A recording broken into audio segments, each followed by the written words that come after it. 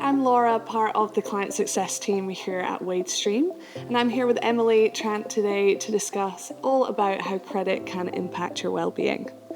So Emily, tell me a bit about your role at Wagestream. Sure, I'm Chief Impact Officer for Wagestream, and so my job is to understand, measure and manage the impact that our products and services have on the people who use them, and ultimately how that flows through to broader social impact. And a big part of that role is research. Perfect. And so we have around 3 million people using Wagestream at the moment.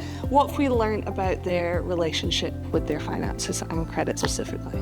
Yeah, it's been fascinating. We've learned so much over the years about people's relationship with their money. One of the things that we've learned is that for many people, using the Wagestream app is the first time they're having a positive interaction with their money. So previously they might have logged into their online banking, not kind of liked what they've seen, sort of avoided it, the head in the sand approach. Whereas with the toolkit that we offer, the ability to see your pay build up in a pay period, so that really positive view of money accruing is actually incredibly exciting and really engaging. Yeah. And then what we've learned from there is that engagement creates engagement. So the more somebody interacts with their money, the more positive steps they take to manage their money better. And we've heard this term of people being locked out. So what does that mean? Yeah, that's a really good question. And one of the reasons why we see such high engagement with our toolkit is it's specifically designed for the wants and needs of people on kind of low and variable pay and people who may have a thin credit file or distressed credit file.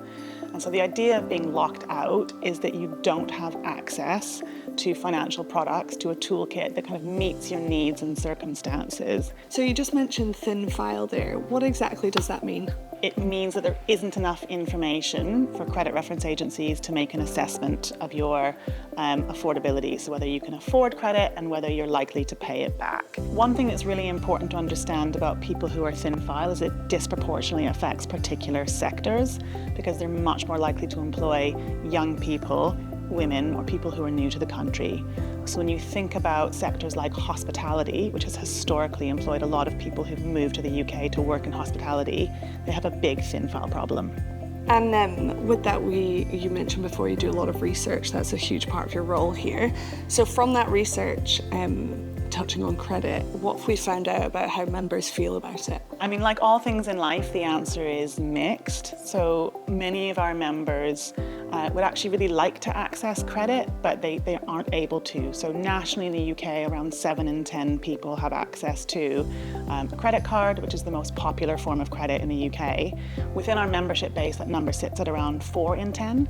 So there's a big chunk of people who don't have access, but who would like to, and who kind of see the role that credit plays in terms of being able to take longer term financial decision like a home improvement or booking a holiday or just paying for your insurance up front, the ability to kind of manage that. So that's on one side. On the other side, we see a lot of people have had a bad experience of credit in the past that actually feel quite negatively about that. And that's completely understandable because most credit products are not designed for the financial patterns that come with variable pay. And how would you say credit can impact your financial well-being? So when you think about credit, you've got to think about somebody's credit file or their credit footprint and how that impacts their financial well-being. And your credit file determines many more things than you would originally imagine. So it determines whether you are able to access credit at all, or determines whether you maybe can access subprime or more expensive credit. But this is not just about credit. Your credit file also affects the way you interact with sort of everything to do with your money.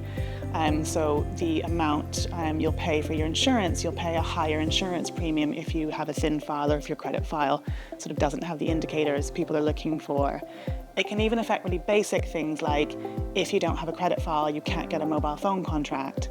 And you also can't access utilities in the way that I take for granted. And obviously I'm on the client side of things, so I know that we have clients that already have things in place that sort of lend themselves to credit. What have you seen that are some great successes, or clients that you've worked with? What do you hear from clients that already have things in place? Lots of clients, lots of employers have historically offered access to credit, things like like workplace loans. And there's a really great paper that Nest Insight put out, which explores the role of both workplace loans and earned wage access and how they kind of differ, so who they're for and the different roles they play both for employers and for employees' lives. I think one of the things to say about employers when they're offering sort of forms of credit, things like workplace loans, is historically I haven't seen a lot focused on access, on solving that thin file problem and opening up the ability for people to get on that credit ladder.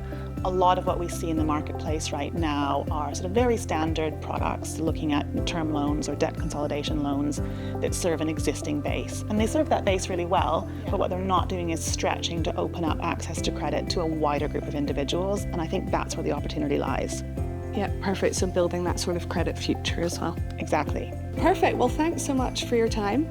It's been really interesting learning a bit more about credit, and yeah, excited to hear more. Thank you so much. So that was Emily, our Chief Impact Officer, talking about how important credit can be for someone's financial well-being.